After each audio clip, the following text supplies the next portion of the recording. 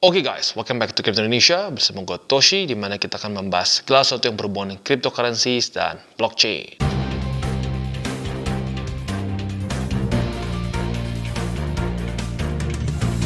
Oke, jadi pada hari ini kita akan membahas mengenai resiko dari futures, ya, karena seperti yang kita tahu pada hari ini, ya, dan otomatis seperti itu, kenapa bisa terjadi? Itu karena futures, ya.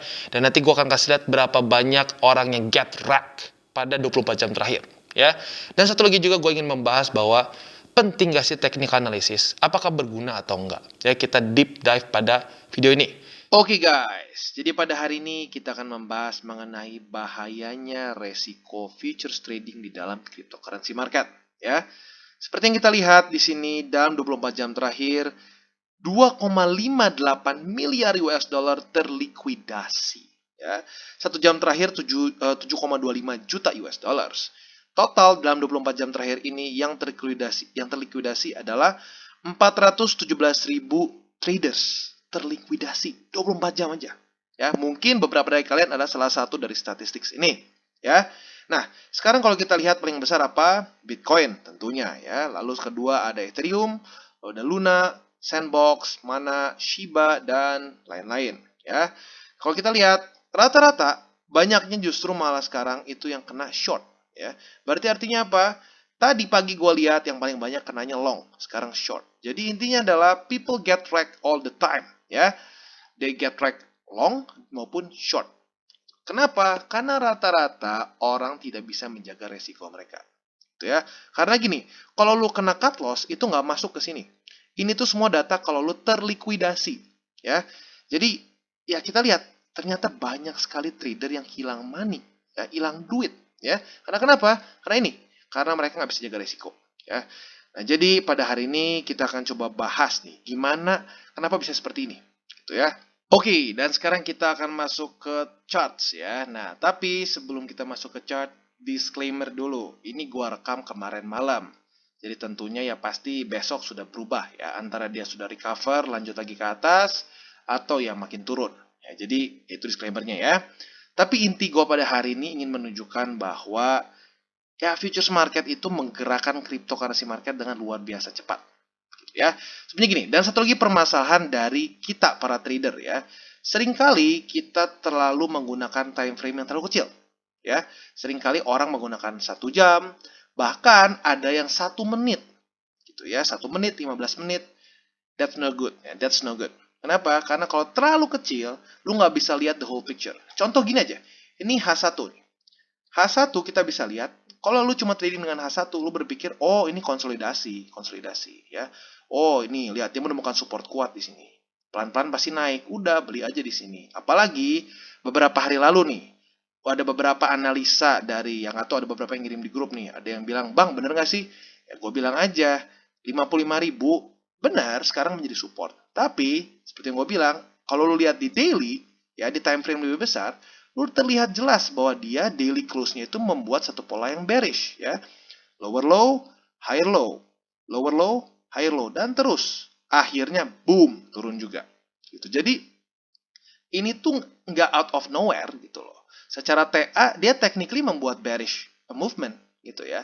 Tapi yang gilanya adalah ternyata dimainin whales, ya. Karena dia lihat secara TA ternyata dia terus terpukul turun, dan cukup banyak orang yang terlalu optimis, ya. Karena jujur aja waktu ngepump sini banyak yang optimis kan, wah pasang long. Makanya kenapa kalau kita lihat likuidasinya waktu kemarin pagi, ya tadi pagi ya tepatnya, itu lebih banyak long. Sekarang lebih banyak short. Kenapa? Karena yang short over PD juga atau over confidence juga, gitu. Jadi sebenarnya orang tuh hancur di futures market karena apa?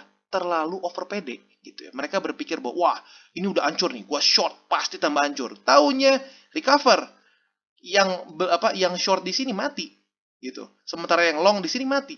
Jadi intinya adalah apa? Yaitu karena kebanyakan orang itu terlalu mudah untuk bisa buka akun di exchange untuk bermain futures, gitu. Secara hambatannya gitu dibandingkan dengan traditional markets itu lebih sedikit. Lu basically dalam urusan sehari aja lu bisa buka account, setup account, trading ratusan juta bahkan sampai miliaran secara futures dengan leverage yang nggak kira-kira besar, ya 100 kali, 120 kali dan lain-lain. Ya jadi otomatis cryptocurrency market jadi sangat-sangat volatile. Ya bisa dibilang itu poin plus dan poin negatifnya juga. Plusnya apa ya? Dia bisa naik dengan cepat. Tapi negatifnya ya turunnya juga bisa cepat. Gitu ya. Jadi apa ya bisa dibilang yang membuat cryptocurrency market ini sangat volatile adalah kelakuan para pemain futures. Gitu ya. Oke, nah mungkin jadi pertanyaan buat kalian adalah, Bang, gimana nih cara kita bisa bikin setup yang bagus? Karena jujur, banyak ya kalau gue lihat dari beberapa orang yang ya di IG atau di mana gitu ya, mereka bermain futures itu tanpa setup. Mereka asal aja pokoknya beli yang menurut mereka kuat supportnya, atau lebih parah lagi mereka cuma denger dari VIP katanya beli di sini. Gitu. Nah, that's no good. Ya, that's no good. Jadi buat kita gimana nih kalau kita ingin bermain future dengan lebih aman? Yang pertama adalah kita temukan dulu tren yang kuat. Tren yang kuat apa? Tren yang kuat sudah terjadi golden cross dan kita bisa lihat secara overall market cenderung naik. Ya. Nah, kita beli saat apa? Saat dia terkoreksi ke support. Kalau kita lihat, ada kan kita mau beli di EMA20 seperti sini. Ya. Setup yang baik seperti apa? Nah, seperti yang kalian sudah dengar di DCWT gue sebelumnya, gue sering ngomong mengenai risk-reward ratio. Ya. Nah, jadi sebenarnya mungkin ada orang berpikir, waduh itu jangan harus dihitung sendiri, ribet. No, it's easy. Dan jujurnya cukup visualnya gampang buat dilihat ya. Jadi gini, ada satu tool yang disebut long position ya, dan ini gratis di TradingView. Kalian tinggal klik. Andaikan misalkan nih, kalian beli di pantulan EMA20, berarti di sini kan ya. Nah, keluar tuh langsung. Ini risk, ini reward. Nah, ini rasionya 1:1 kalau seperti ini. Nah, kita tinggal adjust. Misalkan kita lihat support kuat selanjutnya 50 kan. Anggaplah kita taruh misalnya sedikit di bawah EMA50. Itu dengan harapan andaikan sampai ke 50 nggak akan kena cut loss. Nah, sekarang gua saranin berapa untuk lu ambil si rasio yang bagus. Menurut gua minimal lu harus ambil 1:2. Gitu ya. Jadi andaikan gini, sampai lu kalah 3 kali, itu bisa ketutup oleh sekali lu menang. Itu kesannya. Ya. Nah, jadi baik lagi, kalau futures itu harus lu hitung dengan baik-baik, jangan main asal aja jebret masuk. Karena kalau jebret masuk, ujung-ujungnya ya lu kesini nih. Lu jadi statistik kena liquid.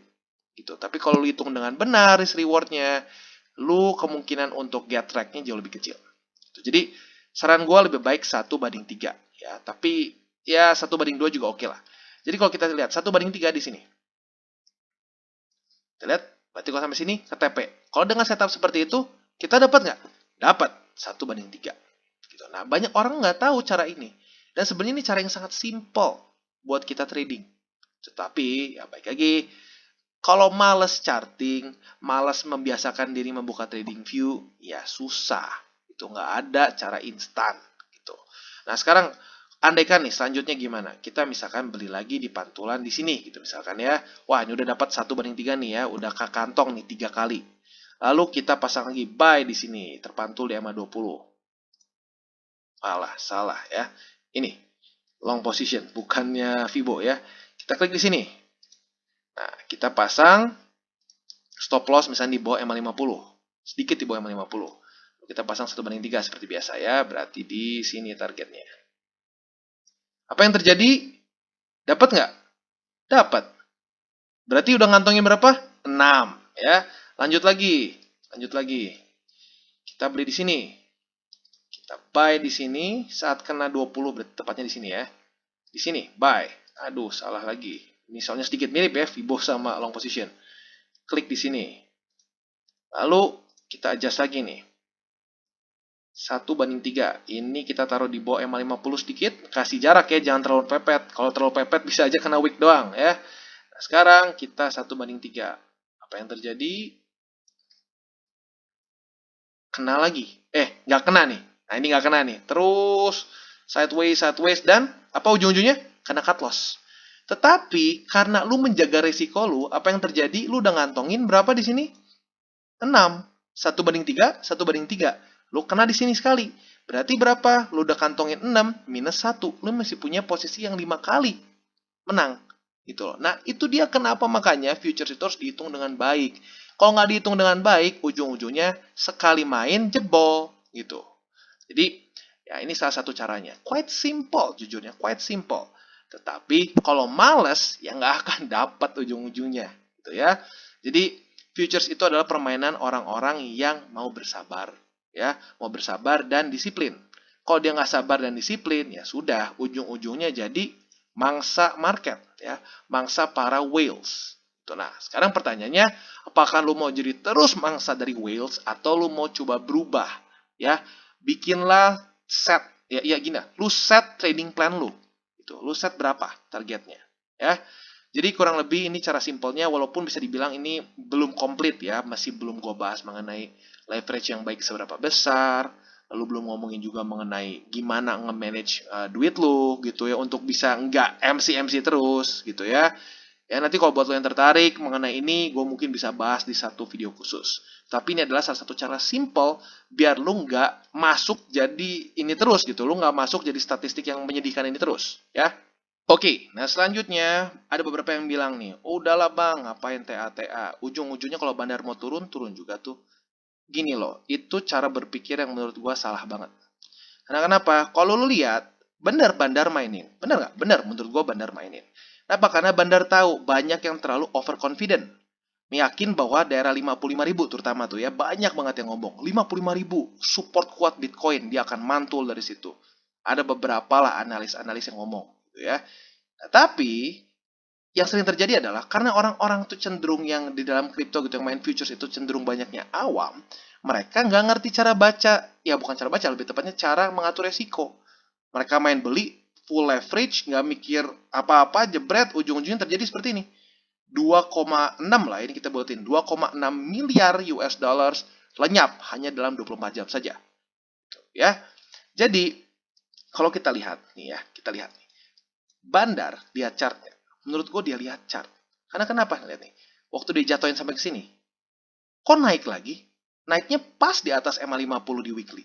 Kenapa? Artinya apa? Ada buy order di sini. Di sini ada buy order. Pertanyaannya kalau TA nggak guna, kenapa buy ordernya di sini? Gitu loh. Kenapa buy ordernya di sini?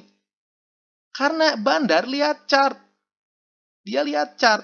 Dia manipulasi sampai turun, tapi dia lihat di mana support selanjutnya buat dia bisa beli lagi. Gitu.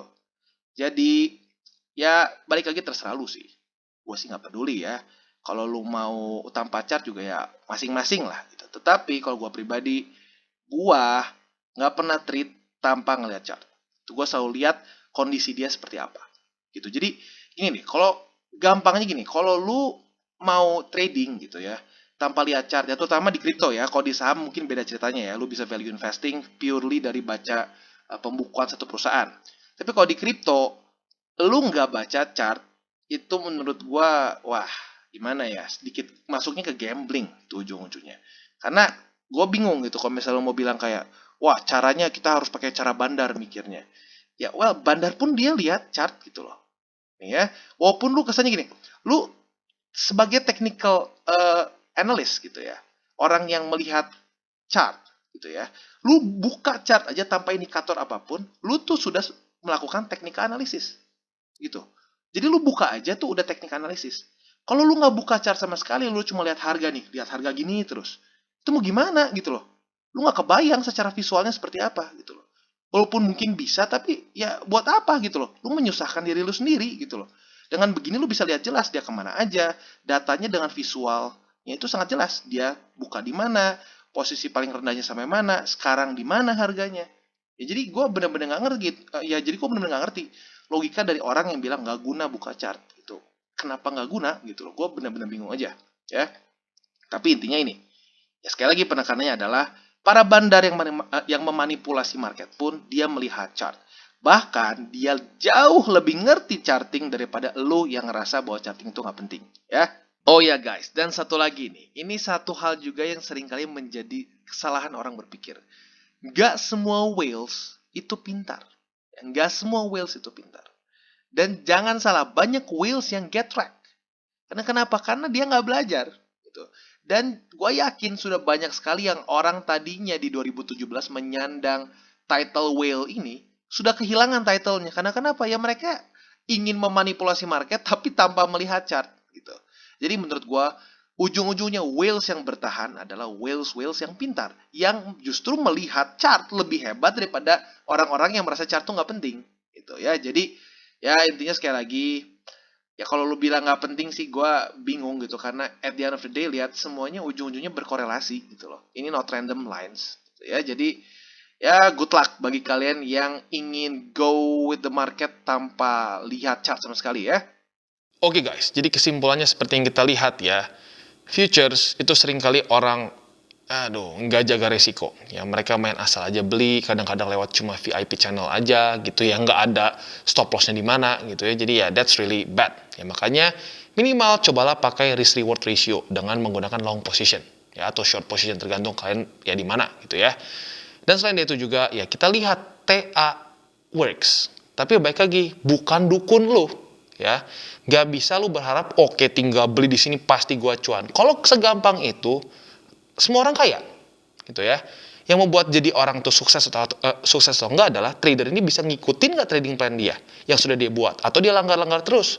Kalau dia langgar-langgar terus, yang terjadi apa? Ya nggak profit ya.